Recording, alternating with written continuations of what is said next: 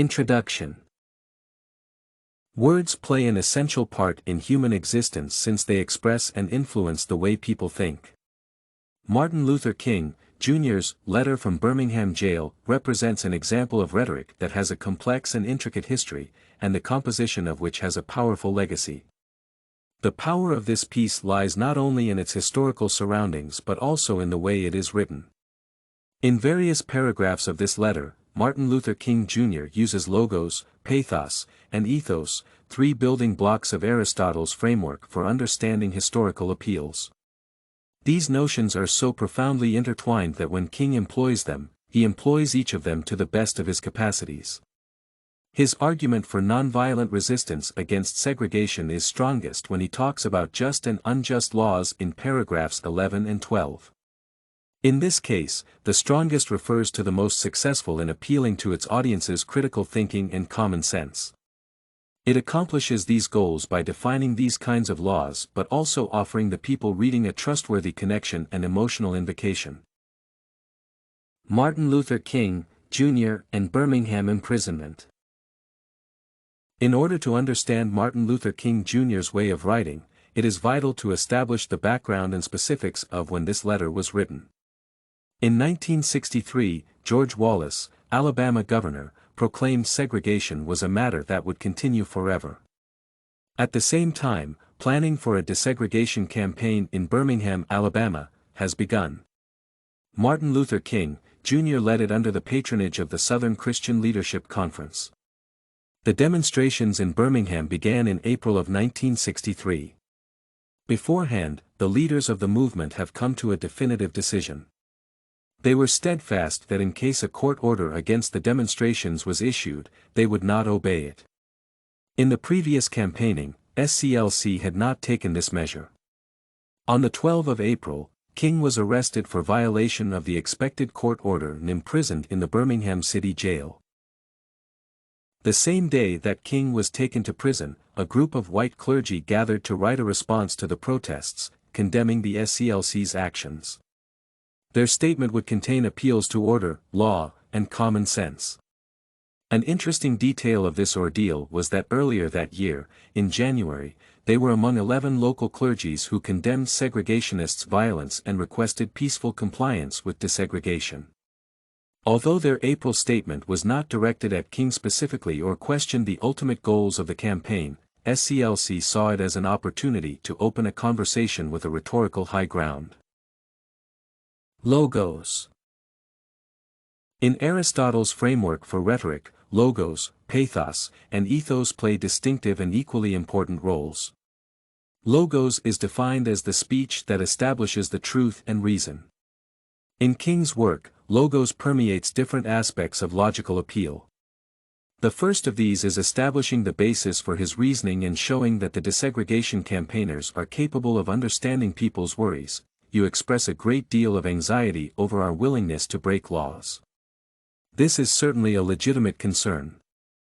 By expressing his knowledge of the distress perceived by the public, King emphasizes the necessity of this fight despite the concerns it brings. The second type of logical appeal comes from reasoning presented in making a conclusion based on a citation of another philosopher and theologist. Paul Tillich has said that sin is separation. Isn't segregation an existential expression of man's tragic separation, an expression of his awful estrangement, his terrible sinfulness? The act of drawing a conclusion in itself is an act of logos. However, the imagery used here has an undeniable flair of pathos. Pathos. In King's letter from Birmingham Jail, pathos plays a crucial role.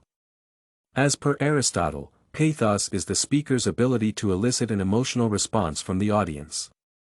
King's appeal to emotions is presented in several sentences in paragraph 12. An example of this is when he describes what effect segregation has on people. All segregation statutes are unjust because segregation distorts the soul and damages the personality. This statement coincides with the already mentioned sinfulness of segregation and elaboration on what pain estrangement inflicts upon a person. The emotional response King achieved through pathos was also the rightful revolt against unfairness. it gives the segregator a false sense of superiority and the segregated a false sense of inferiority.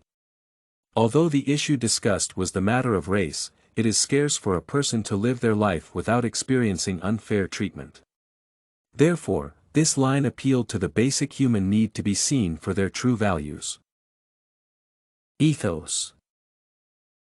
Ethos in Martin Luther King, Jr.'s letter is represented by establishing trust and reliability by explaining the kind of laws he encountered, as well as citing other figures in his support.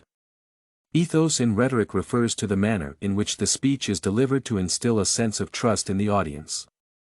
The explanation of the laws comes in a statement. One may well ask, how can you advocate breaking some laws and obeying others? The answer lies in the fact that there are two types of laws, just and unjust.